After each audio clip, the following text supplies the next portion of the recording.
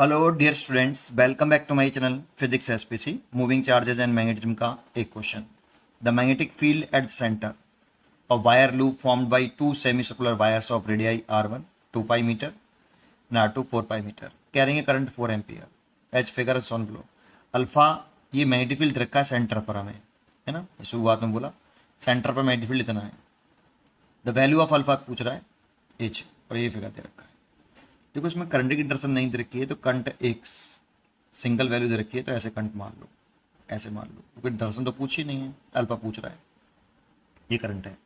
अब यहाँ पे कोई वायर डाल लो, A B C D F G, है ना। तो इसमें दो तो करंट कैरिंग स्ट्रेट वायर हैं, एक एरा और एक एरा, लेकिन ये पॉइंट ओ इन दोनों स्ट्रेट वायर के अलोंग है। तो पहला पॉइंट सुनो, अगर कोई करंट कैरिंग स्ट्रेट वायर है तो इसके अराउंड मैग्नेटिक फील्ड डेवलप होता है। अलोंग दी वायर कोई मैग्नेटिक फील्ड डेवलप नहीं होता, वायर के अलोंग कोई मैग्नेटिक फील्ड डेवलप नहीं होता। यहाँ पे कोई मैग्नेटिक फील्ड नहीं होगा और यहाँ पे भी कोई मैग्नेटिक फील्ड नहीं होगा।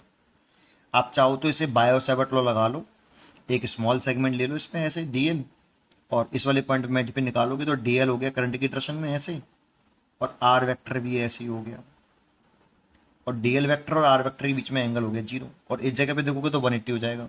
और बायो-सैवर्ट लॉ लगाओगे, d B equal to mu naught upon 4 pi ideal sine zero बटे आर स्क्वायर, तो थीटा जीरो है तो साइन जीरो जीरो हो जाएगा, 180 भी जीरो हो जाएगा, तो बी जीरो आएगा इधर, ठीक है। तो अलोंग दी वायर कोई मैग्नेटिक फील्ड नहीं होता।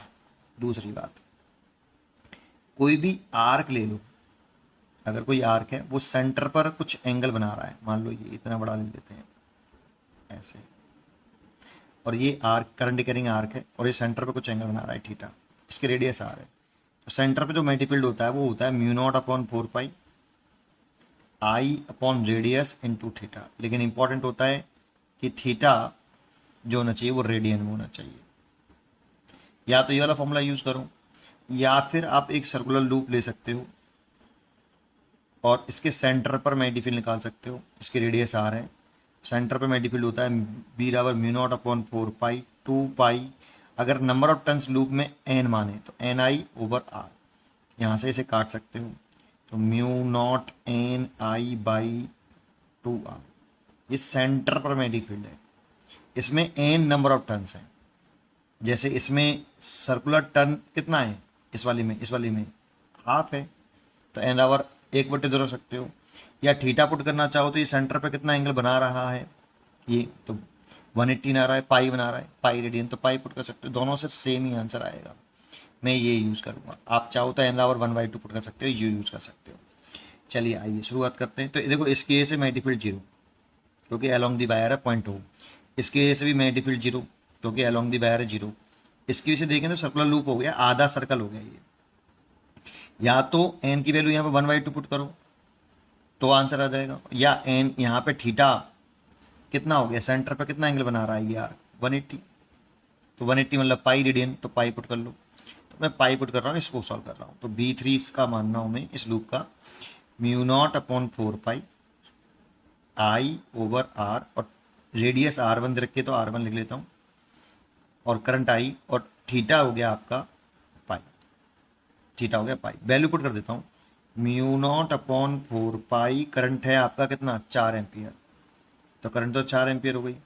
रेडियस है इसकी 2 पाई, तो रेडियस 2 पाई पुट कर दी इन 2 पाई, है ना। तो इस पाई से तो ये पाई कैंसिल हो गया, और इससे ये 2 बार कैंसिल हो गया, तो ये हो गया 2 mu naught upon 4 pi, that means mu naught, चलो ऐसे लिख 2 पाई लिख लो, चलो इतना इतना मैग्नेटिक फील्ड आ गया, है ना। तो इसकी वजह से दर्शन कैसे दिखाएंगे, डाउनवर्ड, डायरेक्शन डाउनवर्ड आ रही है। देखो इसमें ऐसे अपनी फिंगर करो in the direction of current, तो थंब आ रहा है नीचे की तरफ, तो डाउनवर्ड डायरेक्शन में मैग्नेटिक फील्ड ले लिया मैंने ये।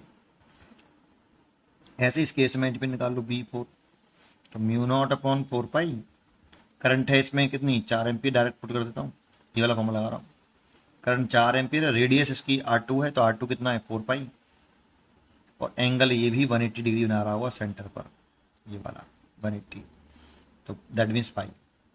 तो इस पाई से तो पाई कैंसिल हो गया, 4 से 4 कैंसिल हो गया, तो ये हो गया म्यू नॉट अपॉन 4 पाई। डायरेक्शन चेक करें तो इसकी भी curling the finger in the direction of current, thumb नीचे तरफ आ रहा है, दैट मीन्स डाउनवर्ड डायरेक्शन में मैग्नेटिक फील्ड है।